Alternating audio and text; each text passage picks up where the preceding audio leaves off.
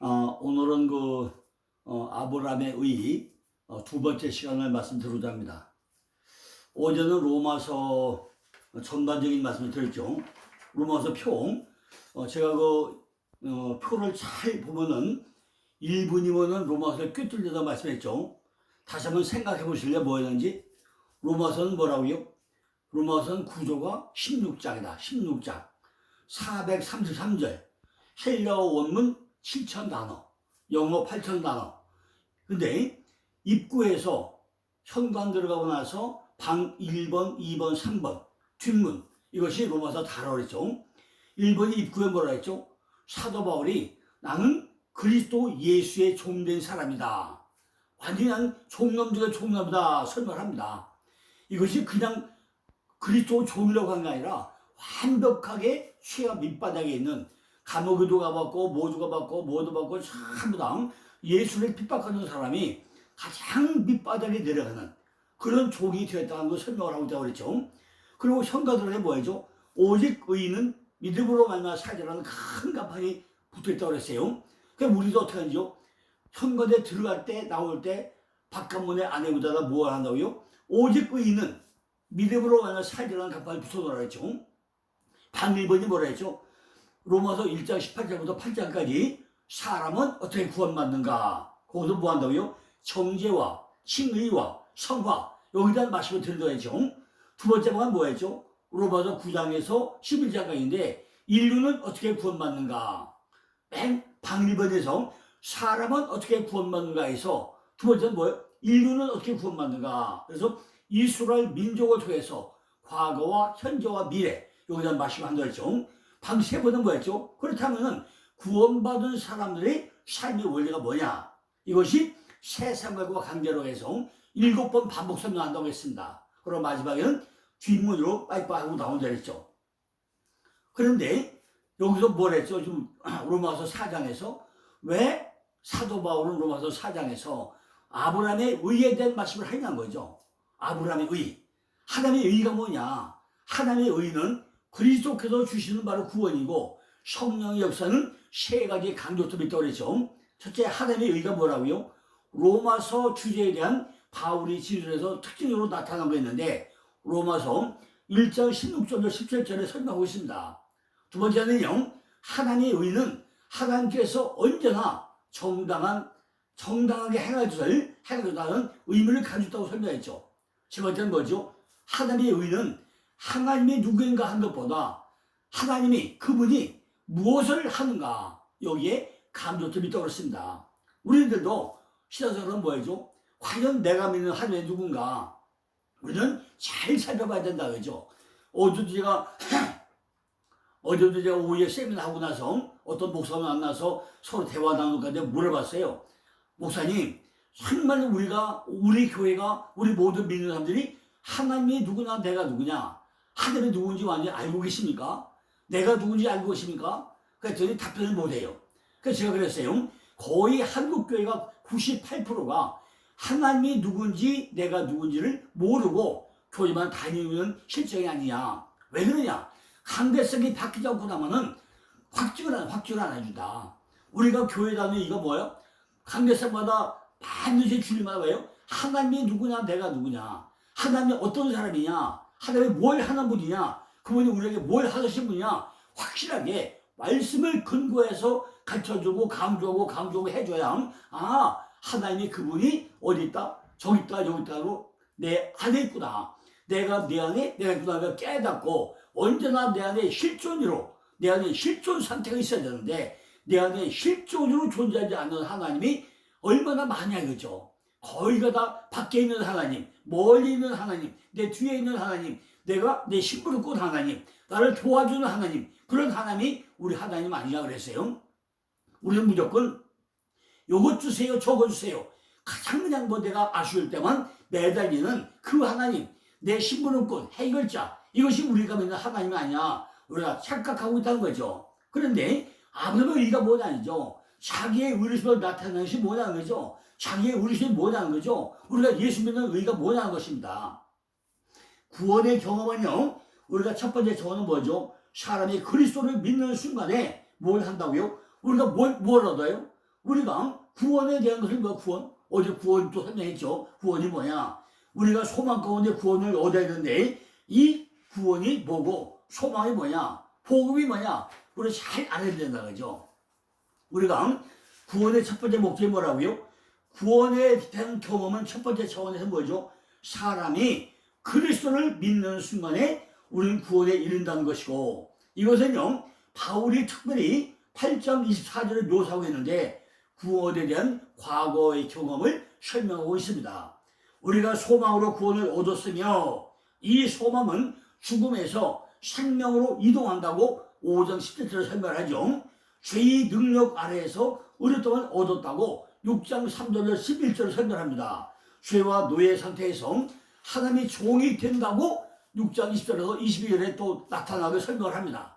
두 번째는요, 구원의 두 번째 차원은 현재의 삶에서 역사하는 복음의 능력이라고 설명하는데, 그리스도인들은 구원의 경험을 회고하지만 또한 죄와의 끊임없는 투쟁, 6장 12절 5장 23절이죠. 투쟁과 자신을 하나님께 의의 병기로 내어드리는 6장 13절이죠. 포함한 새 생명 6장 4절이죠. 그 가운데 우리가 살아간다는 것이요. 세 번째는 뭐죠? 구원의 세 번째 차원은 바로 미래에 대한 거죠. 그리스도인들은 구원을 경험하고 있을 뿐만 아니라 현재의 고난은 우리에게 나타날 영광과 비교할 가치도 없다는 것을 확신하고 미래를 내다본다고 8장 18절에 설명을 합니다. 그러니까 로마서는요 참으로 쉬운 것 같지만 참으로 어려운 부분이 로마서입니다. 우리가 이걸 성경을요 한자 한자 그냥 읽어가면서 문자 하나하나 읽어가면서 단어 하나를 음미하지 않고 나면요 로마서는 참으로 이해하기가 별로 쉽지 않습니다. 제가 어제 그랬잖아요. 일본의 우치무라 간조가 쓴 책이 아주 쉽게 이해할 수 있는데 그걸 그 책을 읽어보는 분이 과연 몇 명이나 되겠습니까? 그죠? 우리가 로마서를 사도 바울이 쓰면서요 얼마나 심하게 써놨는지, 그죠? 우리가 오늘 살펴보려고 합니다. 오늘 로마서가 뭐야? 로마서, 그죠? 하나님께서 우리의 선을 위해 가지고 모든 일에 함께 하시기 때문에 우리는 로마서 8장 37절에서 넉넉히 이길 것이다 그래요. 또 8장 21절부터 23절에 보니까 우리의 몸은 구속을 받을 것이다 또 설명을 합니다. 바울은요 로마서 5장 9절에서 구원에 대한 논의는 신약성경에서 가장 광범위하게 바울이 그리스도의 윤리적 삶에 성령의 역할을 특별히 강조하고 있음을 또 보여줍니다. 로마서가 강조한 것은 성령 안에서의 삶이 육체 안에서의 삶과는 대조되는 윤리적 삶이라는 그 삶이라고 또 8장 9절에 또 설명을 합니다. 이처럼 바울이 사용한 대조는요 아주 극적이고 교훈적이라는 것입니다. 한 가지 예를 들어볼까요? 영의 세계에 4대 법칙이 있습니다. 로마서 8장 2절에 뭐라 하죠? 생명의 성리법을 얘기하는데 이거는 뭐예요? 죄와 사망의 법과 악한 본성에 따른 행동은 서로 비교를 합니다. 생명의 성령의 법과 죄와 사망의 법을 비교 설명을 하죠. 또 8장 4절에 하니까 성령에 따른 행동과 두 번째 뭐죠? 본성에 요구하는 것을 마음에 두는 자들은 또 이렇게 또 설명을 합니다. 8장 5절에 가니까 성령이 원하는 것에 마음을 두는 자들과 대조해가지고 또 설명을 합니다. 8장 9절에 가니까 악한 본성에 해가지고 집에 나가지 않고 성령에 지배받는다는 두 가지 삶의 형태를 인간의 선택을 또 보인다고 설명을 합니다. 이렇게 네 가지 측면에서 대비해서 설명한다고 했어요. 뭐죠? 첫째는 생명의 성령의 법, 두 번째는 뭐죠? 성령에 따른 행동, 세 번째는 뭐죠? 성령이 원하는 것은 마음을 두는 것, 네 번째는 악한 본성에 의한 지배당하지 않는 것. 이게 네 가지를 설명을 합니다. 근데 이것이 우리가 쉽게 이해할 수 있냐? 그렇지 않다는 거죠. 생명의 성령의 법을 알려면 뭘 알아요? 반드시 죄와 사망의 법을 정확하게 알아야만이 이걸 통과해야만이 뭐죠 한데요? 생명의 성령의 법에 들어갈 수 있는 거 아니겠습니까? 성령에 따른 행동을 하려면은 내 죄가 본성이 있는 마음을 두고 있는 어떤 것인가 우리가 알아야 될 거 아니겠습니까? 성령이 원하는 데 마음을 두기 위해서는 우리가 성령이 없는 자 이들과 대조한 것이 어떤 것인지 우리가 알아야 될 거 아닙니까? 또 악한 본성에 지배당하지 않으려면은 성령의 지배받는 방법이 뭔지 우리가 알아야 될 거 아니겠습니까? 이렇게 우리는 로마서 8장 4절에서 성령 안에서의 삶은 의를 행하라는 하나님의 요구를 성취하는 삶이다. 이렇게 또 설명되어지고 있습니다. 죄의 본성에 대해 가지고 지배받는 사람은 이것이 자신의 삶의 실체라는 것을 깨닫지 못한다는 것입니다. 뭐라고요? 다시요. 죄의 본성에 의해 가지고 지배받는 사람은 이것이 자기의 삶의 실체라는 것을 깨닫지 못한다는 거죠. 왜? 죄에 물들어 가지고 악한 생각 가지고 세상과 더불어서 물질과 명예와 이런 걸 좋아하다 보면은 우리가 성령의 지배받는 방법을 전혀 깨닫지 못한다는 것입니다. 그러니까 우리가 죄의 본성을 지배가지고 떠나면 어떻게 되겠어요? 많은 노력이 필요하겠죠. 하나님께 대한 관심이 없이 이기적이고 악한 길에 탐닉해 있는 삶은 그 사람이 육신에 있다는 것을 입증해주고 있다는 것입니다. 반면에 성령 안에서 사는 그리스도인은 바로 그리스도의 의, 다른 사람들에 대한 헌신을 통해서 자신이 성령에 속해 있음을 보여주고 있다는 것입니다. 그러나 우리들이 신앙생활에 가장 중요한 거에 생각을 의 문제가 로마서 4장에서 아브라함을 앞서가지고 설명하는데 이것이 제가 오늘 설명할 부분인데 아마 잘 이해될지 모르지만은 성의껏 한번 설명을 해보겠습니다. 자, 여기 수상사 어디다 말이면 요거는요 위에 뿌리야 뿌리 뭐죠? 권이.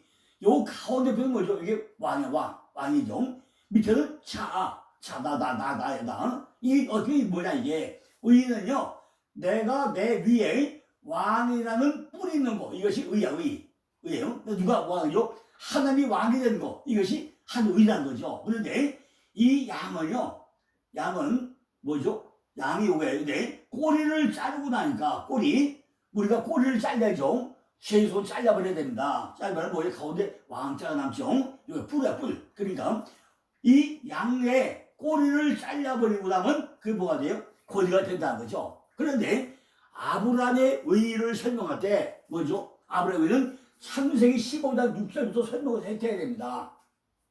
창세기 15장 6절이 뭐죠? 햇불 언약이죠. 제가 언약은 또 하려고 또 설명을 하려고 오늘 언약은 제가 설명을 안 하겠습니다. 15장은 햇불 언약인데 말은 뭐죠? 행인데 이걸 어디서 설명한다고요? 로마서 4장 2절에서 설명을 합니다. 창세기 15장 6절에 행위 언약에서 햇불 언약인데 그죠? 이거를 행위다 하면서 로마서 4장에서 설명을 합니다. 두 번째는 뭐죠? 바로 할례 받으라. 이건 창세기 17장에 나오죠. 17장. 근데 로마서 4장 9절로 13절에서 설명을 합니다. 바로 율법이다. 이건 로마서 4장 13절 15로 설명합니다. 이거 먼저 믿음이다. 로마서 4장 3절이죠. 자, 율법은요 모세에서 왔다고 하죠. 요한복음 1장 10절 설명하죠. 이건 바로 은혜로 가야 된다. 바로 예수를죠. 로마서 5장 21절. 율법은 뭐죠? 도덕법과 제사법과 십일법이죠. 그죠? 그런데 지금 오늘 예수의 의를 하려면 뭘 한다고요? 아브라함의 칭의를 알아야 되는데 칭의를 하려면 뭘 알아야 되죠? 우리가 구원의 서정 10단계를 알아야만이 이 칭의가 뭔가 이걸 설명할 수 있지 않습니까? 첫 번째는 뭐죠? 선택. 하나님께서 구원하실 백성들을 미리 택하는 거. 로마서 9장 11절, 데살로니가서 2장 13절이죠. 그 우리가 이 땅에 태어나서 선택받았느냐, 만세전에 선택받았느냐 하는 게 궁금하죠. 근데 성경을 잘 보고 나면요, 우리가 이미 어머니 뱃속에 태어나기 전에 하나님 우리 이미 선택했다고 설명을 하죠. 예레미야도 마찬가지죠. 복중에 있을 때 이미 선택을 했다고 합니다. 그죠? 그러니까 하나님께서는 구원하실 백성들을 미리 다 택했다고 설명하죠. 그럼 뭐죠? 소명. 복음은 모든 사람들에게 구별없이 선포돼가지고 구원으로 인도한다고 바로 소명받습니다. 이것이 요한복음 6장 44절, 디모데후서 1장 9절 설명하죠. 그게 뭐죠? 우리가 중세 거듭나야죠. 신학생이 뭐 설명하죠? 돌감람나무와 참감나무를 비교해서 또 설명을 합니다.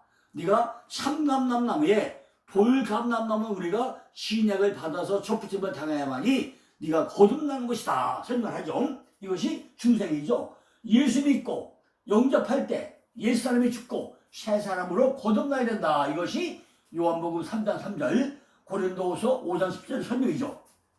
그런 말이죠. 우리가 회개해야 되는데 전 인격이 죄로부터 돌아서서 하나님께로 돌아온 것이 회개죠. 사도행전 2장 37절로 38절을 설명합니다. 그 다음에 신앙이죠. 신앙이 뭐죠? 전 인격이 하나님의 구원사역을 믿고 예수님을 영접하는 것, 이것이 바로 신앙이죠. 사도행전 3장 19절을 설명합니다. 그 다음에가 칭이야, 칭이. 오늘 아브라함의 칭이, 아브라함의 의로 여겼더라. 그 칭이죠. 죄인이 하나님을 의지할 때 즉시 영원히 의인으로 여겨진다. 이것이 로마서 8장 3절입니다. 그런 것 해야죠. 우리가 칭의를 받았으면 뭐해? 드디어 우리가 수양을 해야죠. 죄인이 믿고 의롭다함을 얻을 때 그는 하나님의 자녀가 된다는 거죠. 이것이 요한복음 1장 12절 갈라디아 4장 6절 나오죠. 그럼 그거 어떻게 되죠? 성전물과 어떻게 돼요? 성화 되어져 가야죠. 하나님은 성도들에게 힘을 주어가지고 천국에 이를 때까지 거룩한 생활을 항상 계속하게 한다는 거죠. 이것이 점점 성화 이루어져 간다는 거죠. 로마서 6장 1절 5절 빌립보서 2장 12절이죠. 그럼 뭐죠? 만약 견인 하나님께서는 성도들에게 믿음이 떨어지지 않게 하도록 굳게 붙잡아가지고 결국 하나님이 참다 끌고 가면서 구원에 이르도록 만들어낸다고 요한복음 10장 18절 설명합니다. 마지막 영화죠.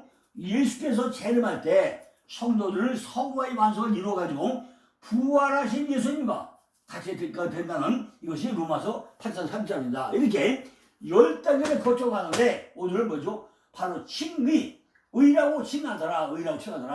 아브라함의 의가 뭐냐? 의라고 하느냐? 칭의의 5대 요소가 있습니다. 주체는 하나님이라고 로마서 3장 24절 설명합니다. 근원이 은혜. 에베소 2장 8절이죠. 방편이 뭐냐? 피와 피. 로마서 5장 9절이죠. 길이 뭐냐? 믿음이죠. 로마서 3장 22절입니다. 표현이 뭐냐? 행위. 야고보서 2장 26절이죠. 자, 이걸 보면 뭐 해봐야죠? 우리가 영의 세계, 영의 4대 법칙이 있습니다. 성부의 법은 율법과 행위와 공의가 성부의 법입니다. 그럼 성자의 법은 뭐죠?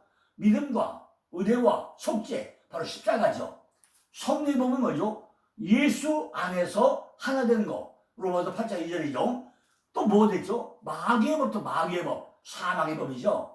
이것이 갈라디아 5장 19절 21절 보니까 뭐죠? 우리 안에는 육체의 열매가 있는데 몇 가지? 15가지 열매가 나온다고 설명을 합니다. 근데 아브라함의 믿음은 뭐냐? 성도의 뭐냐? 바로 오직 믿음이죠. 이 신득이 로마서 3장 22절, 갈라디아 2장 16절, 빌립보서 3장 9절이죠. 또 아브라함의 칭의와 성화가 뭐냐? 야고보서 2장 14절로 26절, 히브리서 6장 13절로 17절, 또 11장 8절로 19절, 로마서 3장 19절 이렇게 설명합니다. 자, 이렇게요. 로마서는요 참으로 어려운 장기도 합니다. 그러니까 우리가 로마서를 읽을 때는 로마서는요 집중해서 읽고 나면요 40분만 다 읽을 수 있어요. 40분은. 그런데 그 책 안에는 엄청나게 비밀이 많습니다. 로마서 1장부터 16장까지 읽으려면요 딱 40분만 다 읽어줘. 40분. 그런데 절대로 그렇게 읽으면 안 된다는 거죠. 어제 뭐라고 말씀했죠? 5세기 때 어거스틴이 로마 카톨릭의 쇄신운동, 16세기에 마틴 루터가 종교개혁, 17세기에 크로멜의 청교도 혁명, 18세기 영국의 존 웨슬리가 감리교운동, 워싱턴의 미국 거절, 이 모든 게 뭐죠?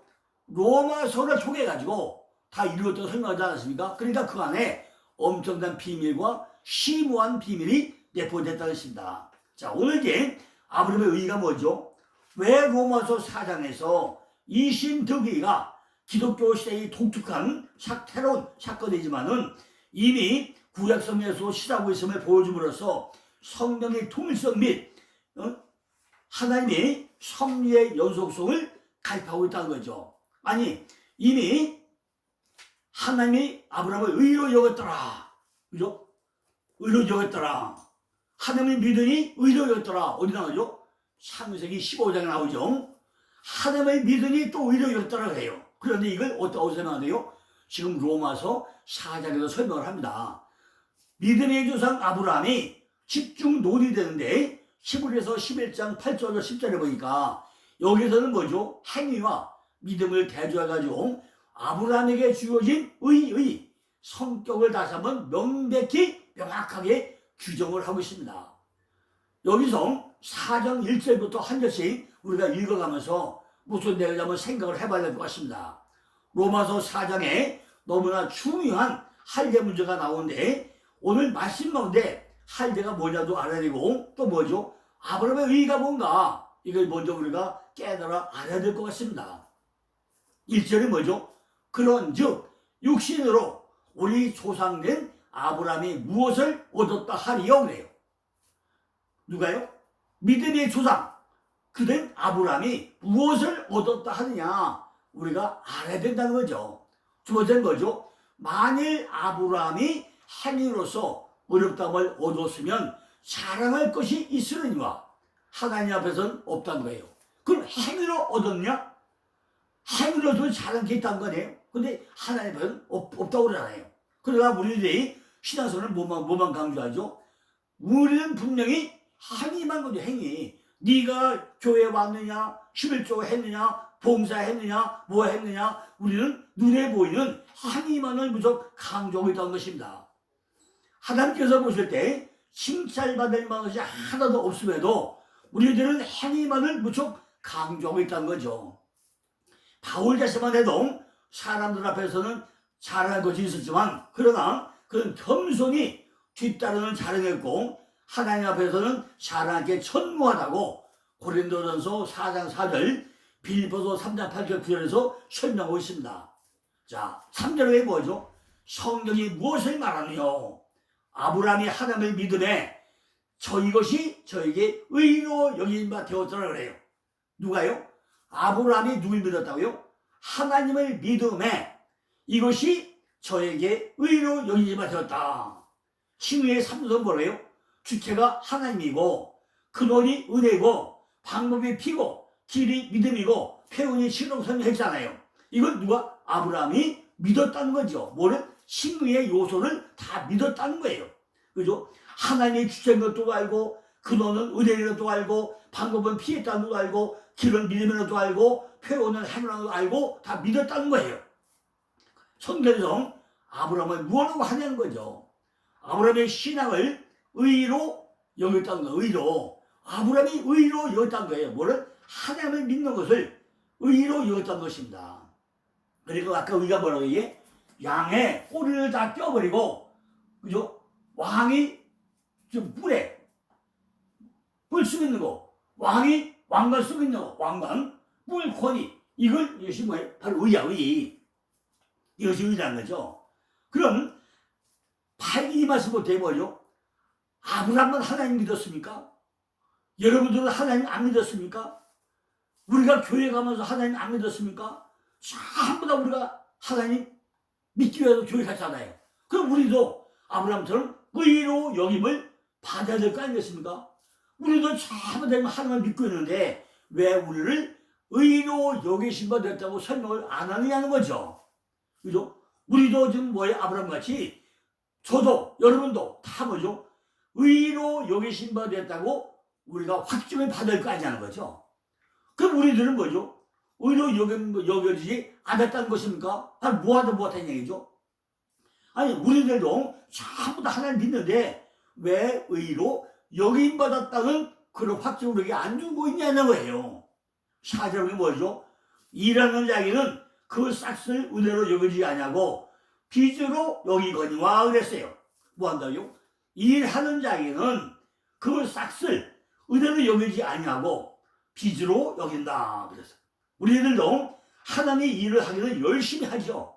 그런데 열심히 일하면서 무엇인가는 반드시 대가를 유혹하고 있다는 것입니다. 우리 조그만 거 하나라도 이거 내가 했어 하고 뻥튀기 해가지고요 엄청 뽐내고 자랑하고 하는 것이 뭐죠? 대가를 요구하고 하나님 내가 용감했으니까 나한테 이만큼 해주세요. 이런 대가를 우리가 얼마나 찾고 있느냐 거죠. 그런데 마음속에서 뭐예요? 섭섭함이 하늘 투자로온다는 거죠. 하나님 나는 이만큼 했는데 왜 안 해줘요? 나 왜 안 도와줘요? 기도했는데 왜 안 해줘요? 우리는 섭섭마귀가 우리한테 있다는 것입니다. 5절에 보니까 이 일을 아니하실지라도 경건치 아니한 자를 의롭다 하시는 이를 믿는 자에게는 그의 믿음을 의로 여긴다고 했어요. 그죠? 하나님은요 또 무엇이라고 하죠? 내가 생각하는 일, 교회 와서 내가 하나님 보시기에는 아무 일도 하지 않더라도 믿음을 가진 의를 가진 자에게는 하나님께서 의로 여기시겠다는 것입니다. 교회에 와가지고 하나님의 일을 하기 때문에 의로워진 것이 아니라 내가 경건의 훈련을 하기 때문에 의롭게 된다는 것이고 하나님께서는 믿는 자로 의를 여기신다고 말씀하고 있다는 것입니다.